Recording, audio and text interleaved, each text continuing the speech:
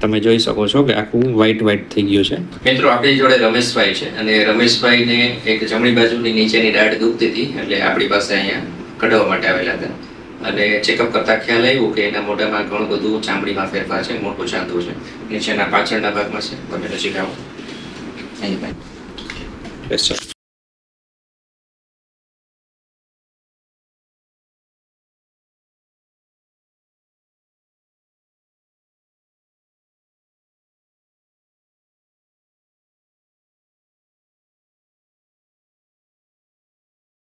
એટલે આ ટાઈપનું જે ચાંદુ છે એ એમને દુખાવો નથી કરતું, એટલે એમના માટે એને નોર્મલ લાગતું હતું અને અમે એને સજેસ્ટ કર્યું કે નોર્મલ ના કહેવાય, આપણે એનો બાયોપ્સીને રિપોર્ટ કરી લઈએ. ઘણી વખત આવું બેગમાં રહીને આપણે કેન્સર જેવી શક્યતા હોય ને આપણે મિસ કરી દેતા હોય અને પછી પાછળથી ઘણું બધું આપણે કટ કરીને કાપવું પડતું હોય છે.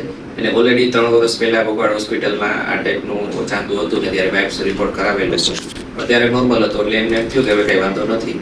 પણ ઘણી વખત ચાંદુ વ્હાઈટ થઈ ગયું છે એનો પણ ઉપર તાળવામાં પણ કે આપણે દુખતું નથી, જે તાળવાનો ભાગ છે જરૂર નથી કે એમાં તકલીફ નથી, કારણ કે મોટાભાગના કેસમાં અમુક સ્ટેજ પછી દુખાવો થતો નથી, કે ચામડી ખોટી થઈ જતી હોય છે, વ્હાઈટ થઈ જતી હોય છે, એટલે ત્યાં લોહીનો પ્રવાહ કેવું કે આવતું ન હોય, એટલે એના હિસાબે ઘણી વખત દર્દી છે એ અવગણના કરતી હોય કે આ ચાંદુ નોર્મલ છે અથવા તો રૂજાતું નથી તો ભલે રહ્યું, તો એનો અમુક સમય પછી ફરીવાર બાયોપ્સી રિપોર્ટ કરવો જરૂરી બનતો હોય છે. તો આજે આપણે એની જે નીચેની દુખતી દાદ છે એ આપણે કાઢી નાખશું અને બાયોપ્સીનો રિપોર્ટ પણ કરશું.